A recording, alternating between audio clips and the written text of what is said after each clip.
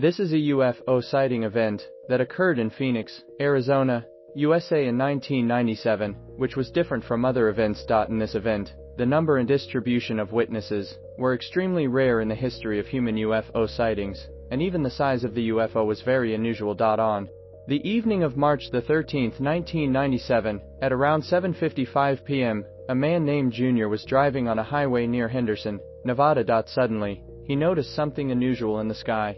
Upon closer inspection, he saw some strange lights moving southeast. They were not randomly arranged, but formed a straight-andered V-shaped formation, appearing to be a single object, at least 4 times the size of a Boeing 747. About 15 to 20 minutes later, a highway patrolman in Paulden reported to headquarters that he had just seen a beam of red light disappear on the southern horizon. Almost at the same time, Tim's family living in the Prescott Valley also saw this beam of light, which was attached to a huge black object with one on each side, resembling a carpenter's square. You couldn't even hear the wind. It was so quiet. It just didn't even do anything. It just came through. It was a giant V, all right?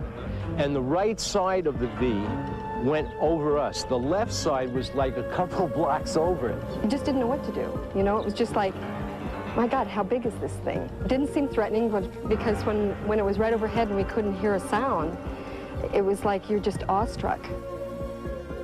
With Tim's departure, the number of witness reports began to increase dramatically.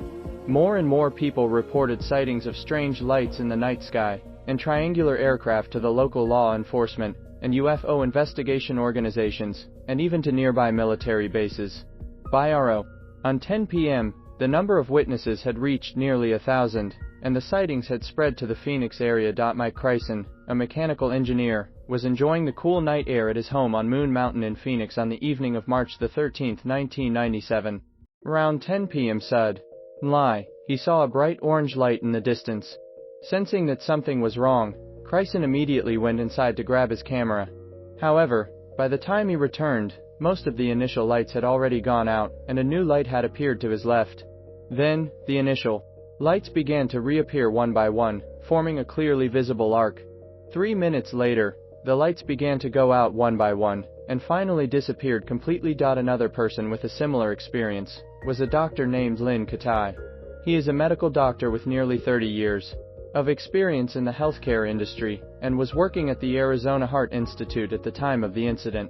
Late that evening, Katai was resting at his home in northern Phoenix, when he suddenly saw 6 strange lights in the southern night sky. He quickly grabbed his camera and ran to the terrace to take pictures, but by then, the 6 lights had turned into 3. A few minutes later, these lights began to go out one by one, completely disappearing into the night sky. It is worth mentioning that Lynn Katai's footage and his sighting experience that night were not made public until 2004. In other words, he kept this experience hidden for 7 years. According to Katai himself, the reason why he remained silent for 7 years was that the topic was too controversial at the time. Some eyewitnesses, who were brave enough to tell their own experiences, were questioned and ridiculed to varying degrees, and even had their reputations ruined. He could not bear the risk of jeopardizing his career. As for why he eventually spoke out, Lynn Katai said it was because here was too much misinformation surrounding the incident over the years, especially the official rhetoric used by the U.S. government to cover up the truth, which made him sick.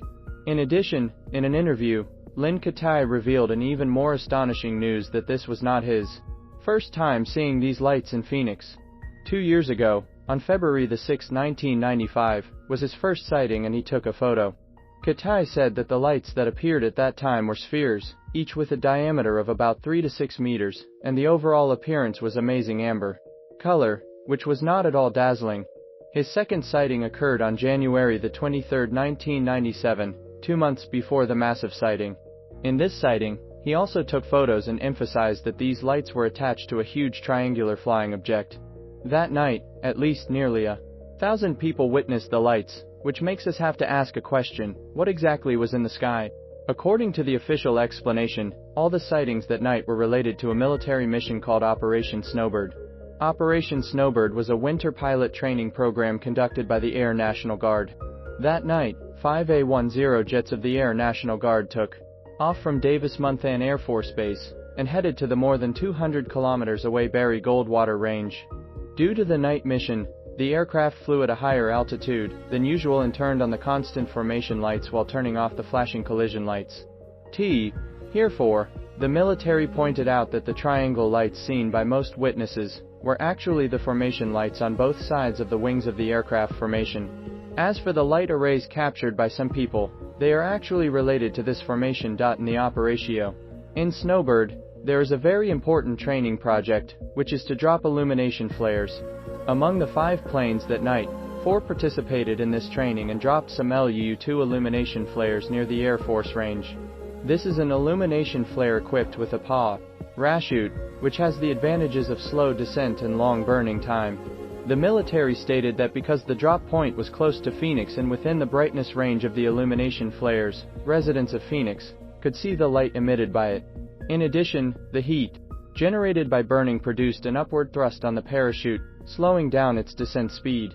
These factors combined to become the hovering lights seen and photographed by residents of Phoenix. The military's explanation is reasonable and well-founded, and seems to be highly credible, but nearly 1,000 witnesses do not accept this explanation. They almost unanimously believe that the military is lying because there are many things seen at night that cannot be explained by illumination flares. For example, the shapes arranged neatly in the night sky. Some witnesses said that since the illumination flares were dropped at different positions and times, the light emitted by them would descend at different speeds and be affected by wind during the descent. Therefore, they could not be organized into a whole in this case. Moreover, the burning of illumination flares is a continuous linear process, and it is impossible to burn, suddenly go out, and then suddenly light up again after a while. However, in the videos taken by witnesses, we can clearly see that strange lights did appear in this way.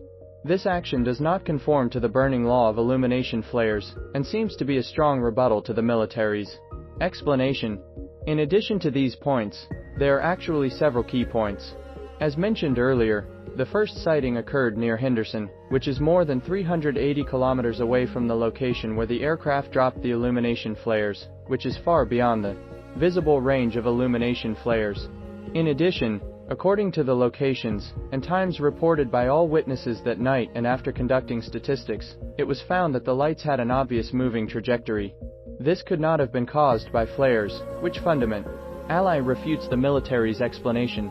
But the problem returns to the beginning. If it wasn't flares, what could it be?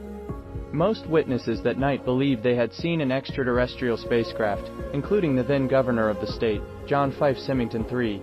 Afterwards, the public urgently demanded answers about the incident, so Symington held a press conference on the morning of June the 19th, stating that he would thoroughly investigate the matter to determine whether the object in the night sky was a UFO. That night, he held an unplanned press conference, where he had his colleagues dress up in alien costumes, and jokingly claimed that he had found the mastermind behind the incident.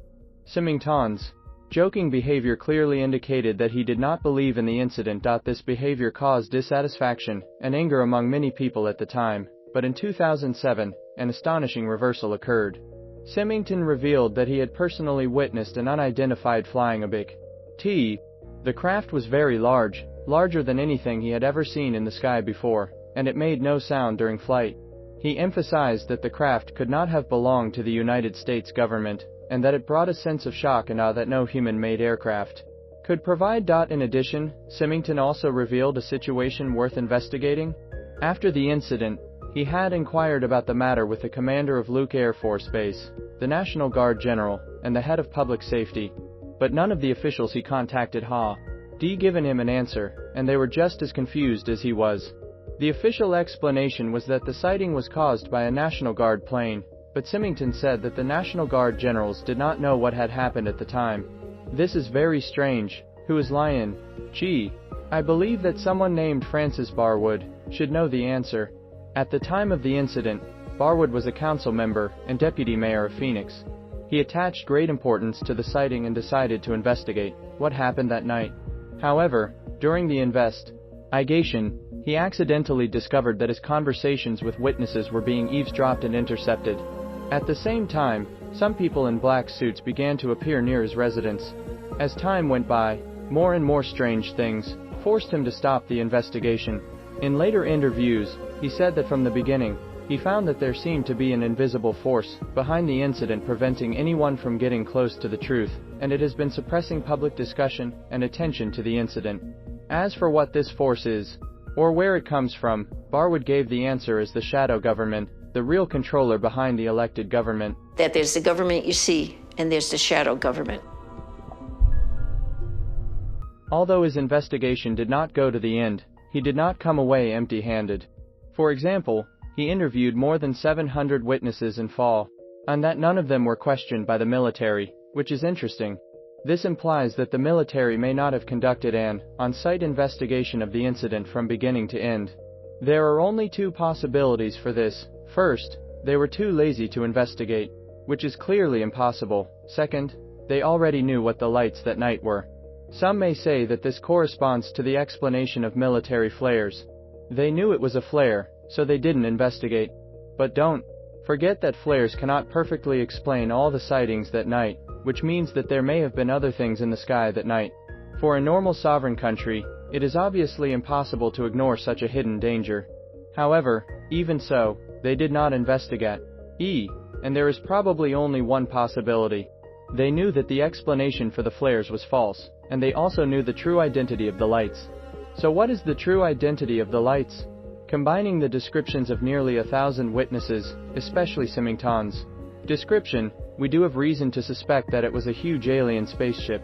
Of course, many people believe that it may be a flying vehicle secretly developed by the United States, but I think it is unlikely, mainly because it is too large. More than one witness mentioned that the length of this unidentified flying object was more than 1 mile, which is more than 1,600 meters. You know, an aircraft carrier is only over 300 meters long. Based on the technology currently displayed by humans in public, it is probably impossible to send such a huge thing into the sky. However, there have always been rumors that major powers in the world have mastered a lot of alien technology through reverse engineering. If that is really the case, it is indeed possible to create such a flying vehicle. For example, in 2021, someone discovered a triangular UFO over a military base in California. Not to mention that it looked a lot like the Phoenix UFO. There were about 50 Marines who saw it at the time. They said that the UFO appeared out of thin air, made no sound, hovered in the air for about 10 minutes, and then disappeared instantly. Strangely, while the UFO existed, soldiers reported the matter to the base command center, but the command center did not issue any orders for further investigation, but instead asked soldiers not to discuss it. More details about the Phoenix UFO incident will not be elaborated one by one. We only need to know that there are still many people looking for answers and hope they can discover something. If you enjoyed this video, please subscribe to our channel so that you will be the first to receive the latest videos from us. Click the red subscribe button. Thank you.